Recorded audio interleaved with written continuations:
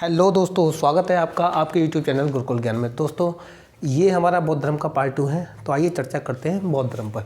सबसे पहले हम बौद्ध धर्म पर यहाँ कुछ जैसे बात करेंगे बौद्ध धर्म के बचे हुए पॉइंटों पर। बौद्ध धर्म में मित्रों, हमने उनके माता पिता के बारे में, उनके नामों के बारे में, उनके जीवन के बहुत सारे पॉइंटों के बारे में मैंने आप लोगों को पार्ट 1 में बता दिया है। ये वीडियो देखने से पहले आप पार्ट 1 जरूर देखें ताकि ये बेहतर तरीके से समझ में आ पाएगा। तो मित्रों, इसमें शुरू करते हैं हम बौद्ध धर्म के उपदेशों से। तो प्रथम उपदेश बात करें हम अगर प्रथम उपदेश की, कि महात्मा बुद्ध ने अपना प्रथम उपदेश कब दिया था, मतलब कहाँ दिया था, और उनके पहले उपदेश को क्या कहा गया था। तो मित्रों, उन्होंने अपना प्रथम उपदेश सारनाथ में दिया था। जी हाँ, कहाँ दिया था? सारनाथ में। जिसको क्या कहा गया था? धर्मचक्र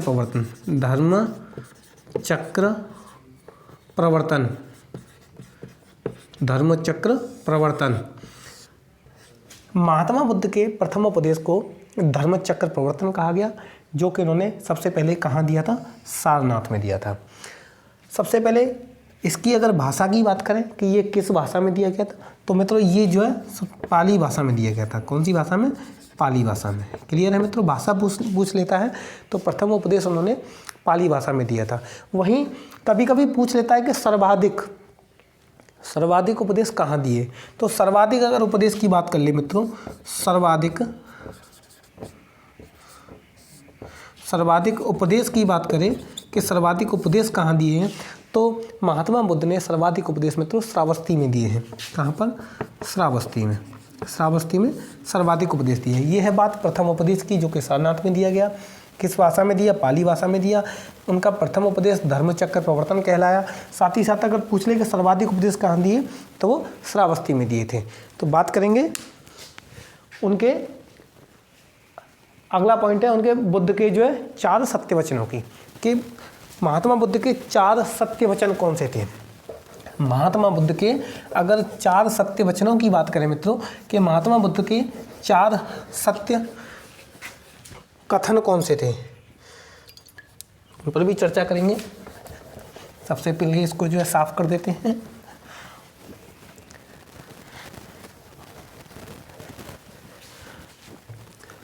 तो महात्मा बुद्ध के 4 सत्य कथन, महात्मा बुद्ध के 4 सत्य कथन, 4 सत्य कथन। उनके 4 सत्य कथन कौन कौन से थे? मार्कर गड़बड़ कर रहा है ये। उनके 4 सत्य कथन। सबसे पहले कथन की बात करें कि पहला कथन उनका कौन सा था, तो संसार दुखों से भरा हुआ है। पहला कौन सा था? कि संसार दुखों से भरा हुआ है। पहले की बात करें तो पहला है उनका संसार दुखों से, किससे? दुखों से भरा हुआ है। लग रहा है ये थोड़ा सा गीला हो गया है कहीं ना कहीं। संसार दुखों से भरा हुआ है, ये उनका जो है पहला सत्य कथन था। संसार दुखों से भरा हुआ है, इनका पहला कथन था। वहीं अगर दूसरे कथन की बात करें तो दूसरा है हर दुख का कोई न कोई कारण है। हर दुख का कोई न कोई कारण है। पहला था उनका संसार दुखों से भरा हुआ है। वहीं अगर दूसरे सत्य कथन की बात करें तो दूसरा है हर दुखों का कोई न कोई कारण है। अगर तीसरे पर नज़र डालें मित्रों, तीसरा उनका क्या है, तो सभी दुखों का सबसे बड़ा कारण इच्छा है। सभी दुखों का सबसे बड़ा कारण इच्छा है। क्या है? इच्छा है। क्लियर है मित्रों? ये हो गए हमारे 3। सबसे लास्ट वाला है इस इच्छा पर नियंत्रण पाया जा सकता है। इस इच्छा पर नियंत्रण पाया जा सकता है।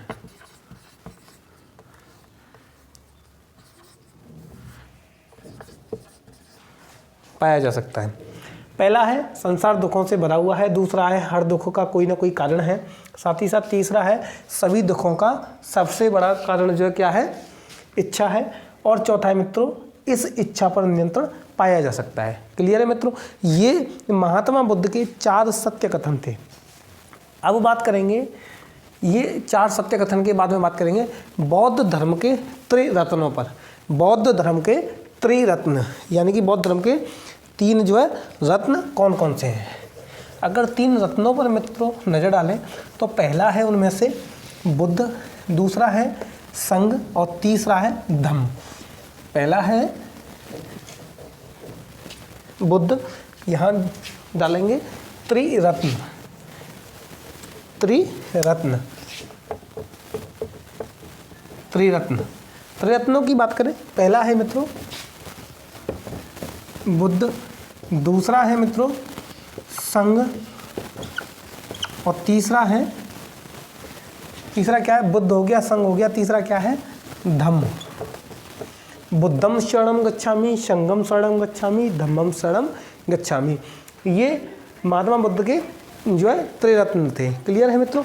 अब बात करेंगे त्रिरत्न के बाद में प्रश्न बन जाता है कि महात्मा बुद्ध के अनुयायियों की, कि महात्मा बुद्ध के अनुयायी कौन कौन थे।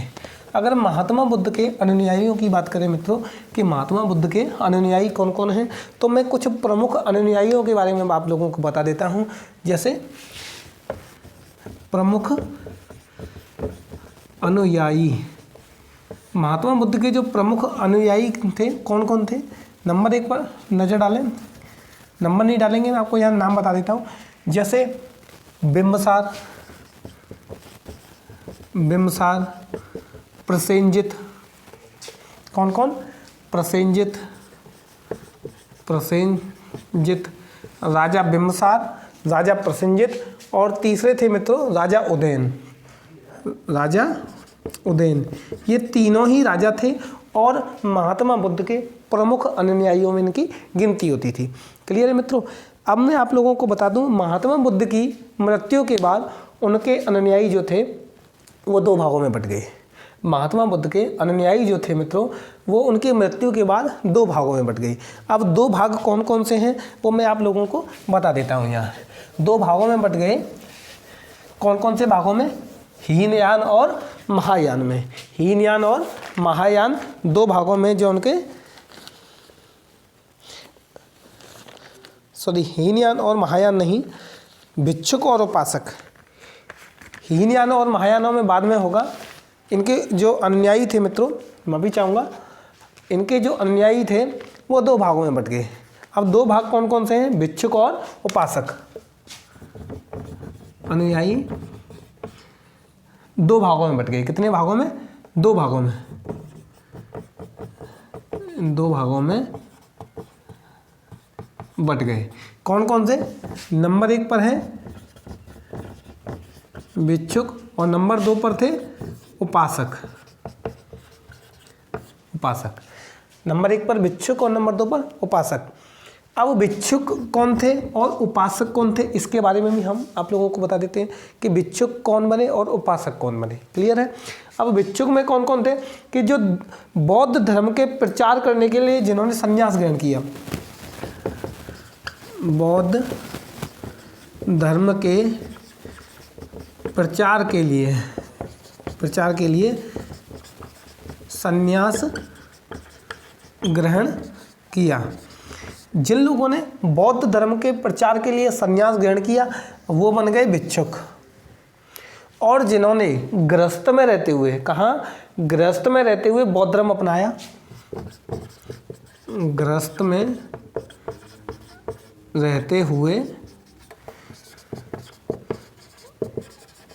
बौद्ध धर्म अपनाया, वो कौन बने, उपासक बने। क्लियर है मित्रों। जिन्होंने बौद्ध धर्म के प्रचार के लिए संन्यास ग्रहण कर लिया वो भिक्षुक, और जिन्होंने गृहस्थ जीवन में रहते हुए बौद्ध धर्म अपनाया या उनका जो प्रचार प्रसार किया वो कौन बने, उपासक बने। क्लियर है मित्रों। ये मैंने आपको बताया कि अनुयायी जो उनके 2 भागों में बट गए। अब बात करेंगे बौद्ध धर्म एक प्रश्न और बनता है यहाँ कि बौद्ध संघ में मित्रों शामिल होने के लिए न्यूनतम आयु क्या थी। ये प्रश्न कई बार आया है और ज़्यादातर लोग जो है मित्रों इसमें कहीं ना कहीं अटक जाते हैं। बौद्ध संघ में शामिल होने के लिए, बौद्ध संघ में शामिल होने के लिए न्यूनतम आयु क्या थी। न्यूनतम आयु 15 वर्ष थी। कितनी थी मित्रों? 15 वर्ष। बौद्ध संघ में शामिल होने के लिए जो न्यूनतम आयु थी वो रखी गई थी मित्रों 15 वर्ष। 15 वर्ष जो है न्यूनतम आयु रखी गई थी बौद्ध संघ में शामिल होने की। क्लियर है मित्रों? अब नज़र डालेंगे अगले पॉइंट पर। आई होप आप लोगों को ये वीडियो अच्छा लग रहा होगा मित्रों, और मैं उम्मीद करूँगा कि यदि आप लोगों को ये वीडियो अच्छा लग रहा है तो लाइक भी कर दिया करो यार। कभी कभी जो है लाइक करें, शेयर करें और चैनल को सब्सक्राइब वगैरह भी कर लें यार। तो मित्रों अब नज़र डालेंगे अगले पॉइंट पर। अगला पॉइंट क्या है कि बुद्ध के जीवन से संबंधित बौद्ध धर्म के प्रतीक कौन कौन से हैं। बुद्ध के जीवन से संबंधित बौद्ध प्रतीक, बौद्ध धर्म के प्रतीक कौन कौन से हैं। क्लियर है मित्रों? इन पर नजर डालेंगे। जैसे जन्म, उनके जन्म का प्रतीक क्या है, उनके गृह त्याग का प्रतीक क्या है, मृत्यु का प्रतीक क्या है। ये बहुत सारी चीज़ें मित्रों इंपॉर्टेंट हैं। जन्म का प्रतीक मित्रों कमल या सांड को माना गया है। किसको?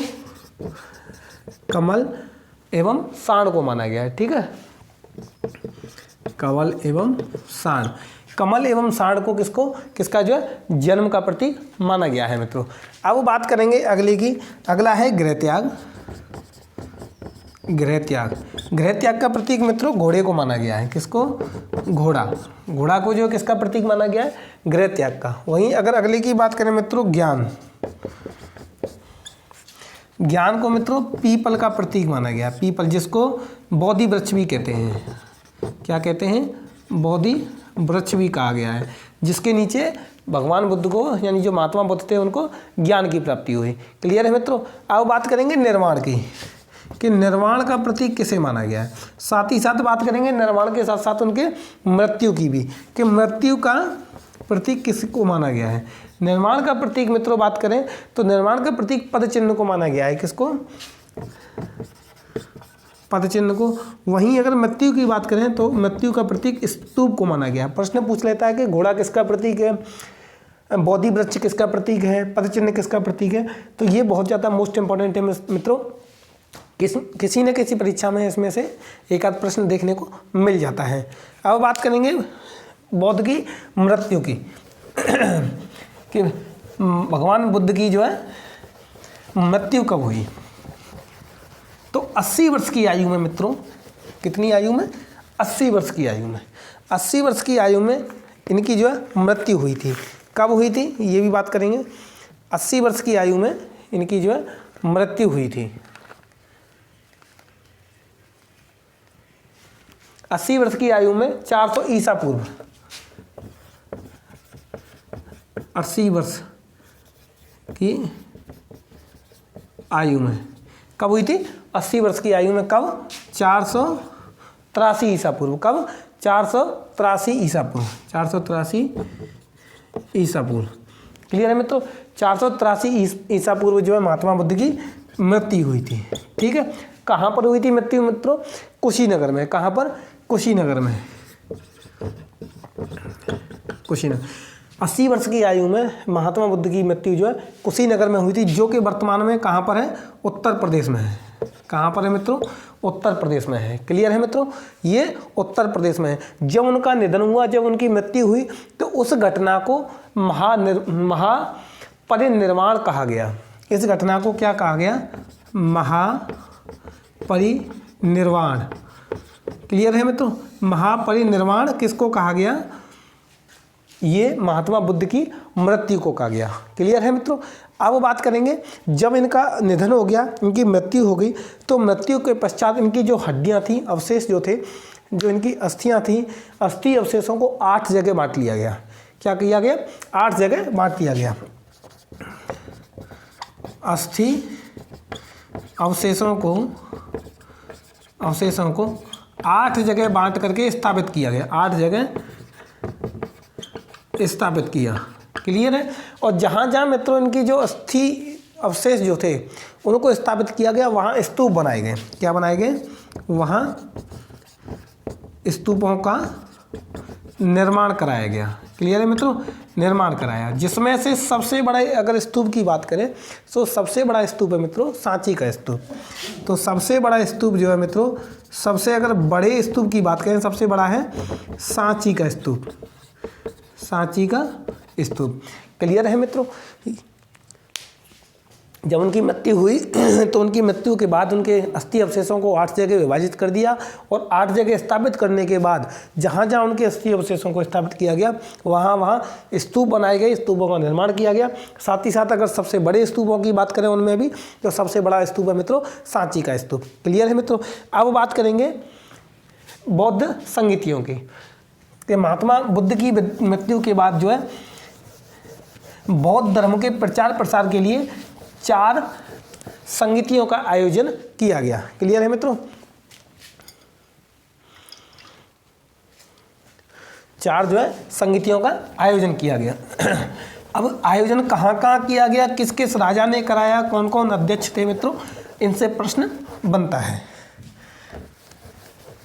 तो अगर प्रथम संगीति की बात करें, तो महात्मा बुद्ध की 4 संगीतियाँ। और 4 संगीतियाँ कहाँ कहाँ हुई, कब कब हुई? सबसे पहले पहली संगीति पर नजर डालें तो पहली संगीति है मित्रों 400, कब हुई थी? 483 ईसा पूर्व। कब? 483 ईसा पूर्व। 483 ईसा पूर्व हुई थी मित्रों। ये कहाँ हुई थी? राजगीर में, यानी कि राजगृह में। राजगीर है, कहीं कहीं राजगृह भी है, कहीं कहीं राजगृह भी लिखा हुआ है, कहीं कहीं राजगीर भी लिखा हुआ है। तो ये कहाँ हुई थी मित्रों? ये राजगीर में हुई थी। अब किस राजा के शासनकाल में हुई थी? तो ये जो है मित्रों, ये अजातशत्रु के संरक्षण में हुई थी। कब? अजातशत्रु।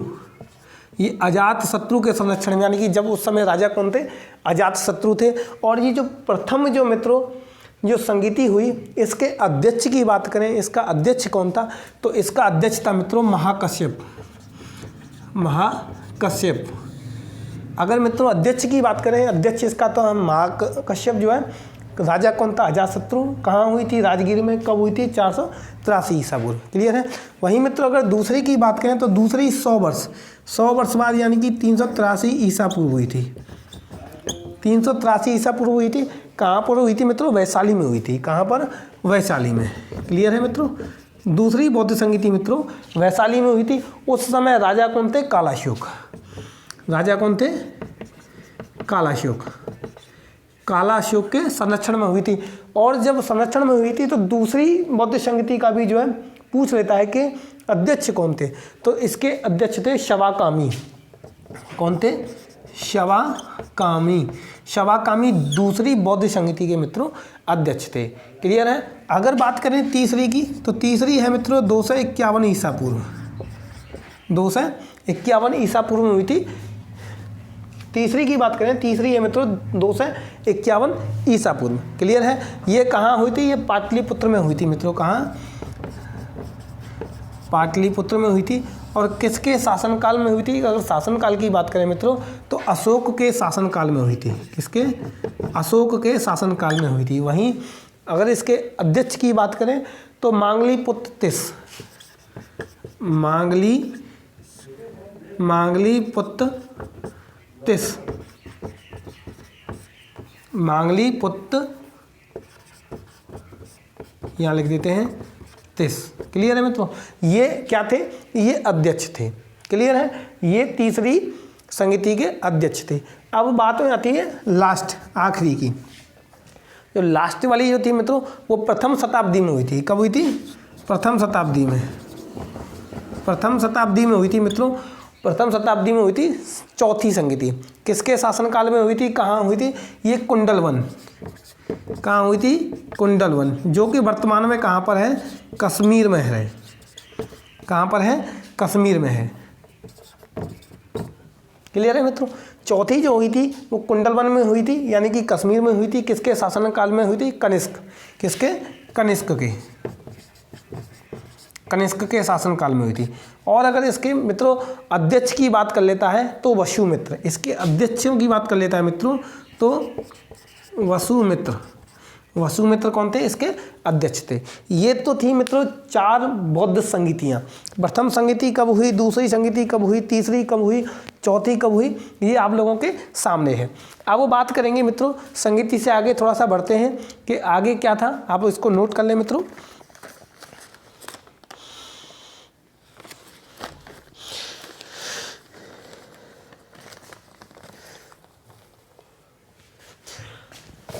चौथी बौद्ध संगीति के बाद मित्रों ये जो बौद्ध धर्म था, चौथी संगीति के बाद मित्रों ये बौद्ध धर्म था, ये 2 भागों में बट गया था। जो बौद्ध धर्म जो था वो चौथी संगीति के बाद 2 भागों में बट गया। अब 2 भाग कौन कौन से हैं मित्रों, 2 भाग वो हैं हीनयान और महायान, जिसको मैं पहले बोल गया था, हीनयान और महायान। ये कितने भागों में बट गया, 2 भागों में। कौन कौन से 2 भाग थे, एक था हीनयान, हीनयान, और दूसरा था महायान। दूसरा क्या था मित्रों, महायान। अब हीनयान में ऐसा क्या हुआ, महायान में ऐसा क्या हुआ, ये मैं आप लोगों को बता देता हूँ। इन दोनों में अंतर क्या था।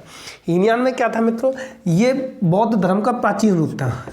ये क्या था, बौद्ध धर्म का प्राचीन रूप था। ये क्या था, नवीनतम रूप। महायान बौद्ध धर्म का नवीनतम रूप था।